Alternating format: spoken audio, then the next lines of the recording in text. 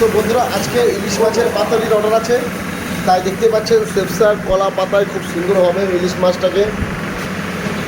ও দেখেন বন্ধুরা কত সুন্দর ডিজাইন করে কলা পাতায় মুড়িয়ে নিচ্ছে সেপসার। আহা অসাধারণ কালার, দারুণ কালার আর খেতেও দুর্দান্ত। পাতাটাকে তন্দুরিতে হাফ ডাউন করছো?